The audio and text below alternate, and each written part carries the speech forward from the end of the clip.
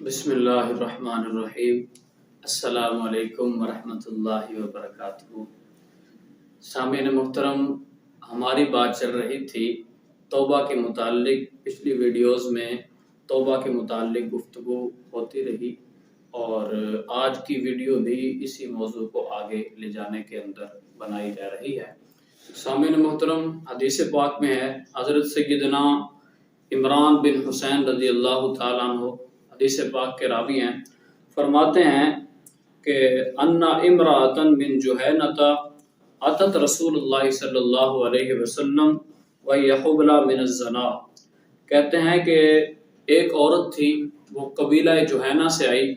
شرح میں لکھتے ہیں کہ جی اس کا نام خولہ بنت خویلد تھا، یا اس کے علاوہ اور بھی اقوال ہیں۔ تو وہ عورت جہینہ قبیلے سے آئی اور اس نے نبی پاک علیہ السلام کی بارگاہ میں حاضر ہوئی، اس حال میں کہ وہ حاملہ تھی، اس کے پیٹ میں بچہ تھا اور وہ زنا سے ہوا تھا۔ تو نبی پاک علیہ السلام کی بارگاہ میں حاضر ہوئی اور عرض کی، فقالت یا رسول اللہ صلی اللہ علیہ وسلم اصبت حدا فاقمہ علیہ، میں حد کو پہنچ چکی ہوں اور مجھ پر حد نافذ کر دیجیے۔ اب یہ خفیہ الفاظ تھے، لیکن نبی پاک علیہ السلام جانتے تھے جس کی وجہ سے وہ بات کر رہی تھی۔ تو نبی پاک علیہ السلام کو یہ عرض کی اور فدعا نبی اللہ صلی اللہ علیہ وسلم ولیہا، نبی پاک علیہ السلام نے اس عورت کے ولی کو بلایا کہ جس کے ساتھ وہ آئی تھی، ان کو بلایا اور فرمایا فقال احسن الیہا، اس کی اپنے ہاں جا کر اچھے طریقے سے پرورش کیجیے،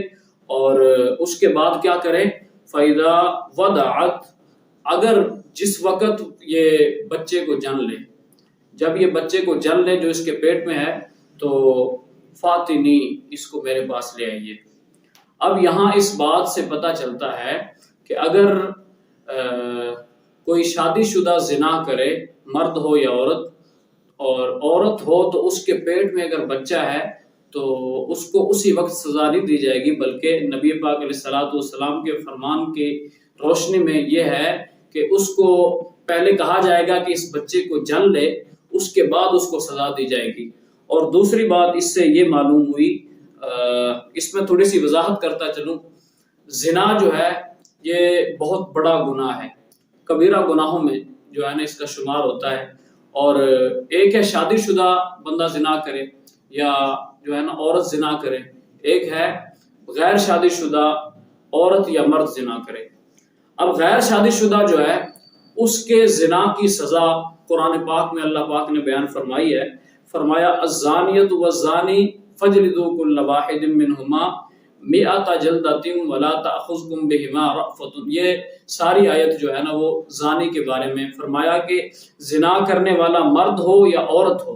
ان دونوں میں سے ہر ایک کو 100 کوڑے لگائے جائیں گے۔ اب 100 کوڑے غیر شادی شدہ مرد یا عورت کی سزا ہے جو زنا کرے،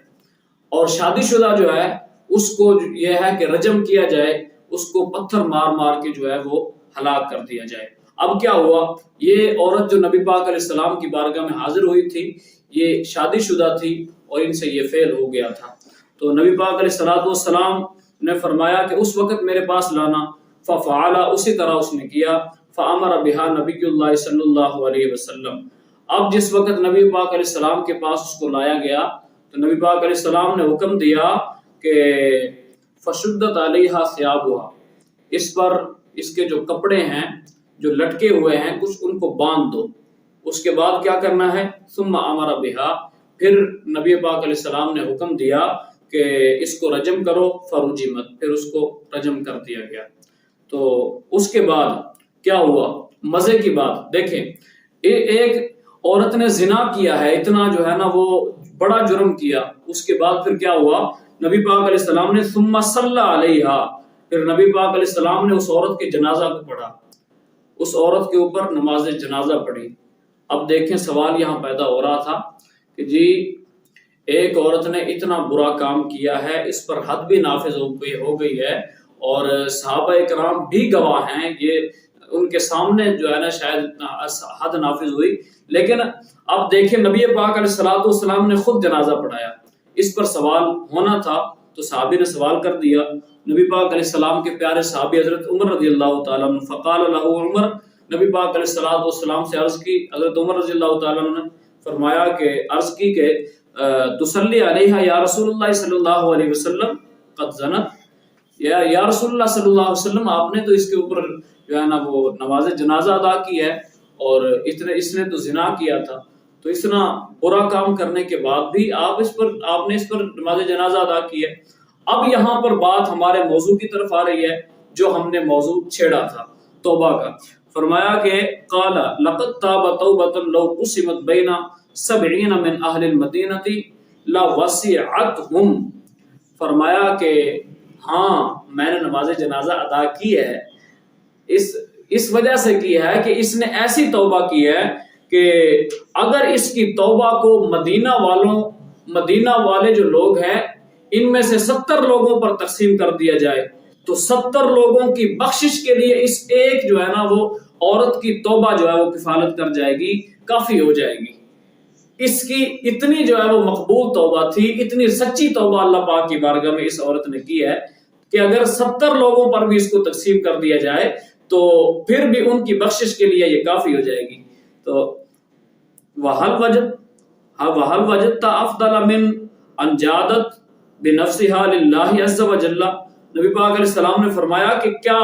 تم اس سے افضل کسی چیز کو پاتے ہو کہ جس شخص نے، جس عورت نے یا جس مرد نے اپنی جان کو اللہ تعالیٰ کے لیے پیش کر دیا ہو، اللہ تعالیٰ کی ذات پر قربان کر دیا ہو، اللہ تعالیٰ کی خوشنودی حاصل کرنے کے لیے اپنی جان کو پیش کر دیا ہو، اس سے بڑھ کر کس چیز کو تم افضل سمجھتے ہو؟ تو اس پوری حدیث پاک سے معلوم ہوا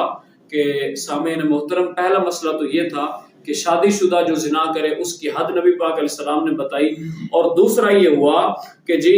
اتنا بڑا اس نے فعل کیا، اس کے بعد بھی ندامت کرتے ہوئے وہ نبی پاک علیہ السلام کی بارگاہ میں حاضر ہوئی، اور نبی پاک علیہ السلام نے فرمایا کہ اتنی سچی توبہ اس نے کی ہے، نبی پاک علیہ السلام نے اس پر نماز جنازہ بھی ادا کی ہے۔ کیوں؟ کیونکہ نبی پاک علیہ السلام کا دوسرا فرمان موجود ہے کہ التائب من الذنب کمن لا ذنب لہ، اس کی وضاحت میں پچھلی ویڈیو میں کر چکا ہوں۔ تو اللہ پاک کی بارگاہ میں دعا ہے کہ خالق کائنات ہم سب کو بھی اس طرح کی توبہ کی توفیق عطا فرمائے۔ امید ہے کہ میری باتیں آپ کو سمجھ آ گئی ہوں گی۔ اللہ پاک عمل کی توفیق عطا فرمائے، آمین بجاہ النبی۔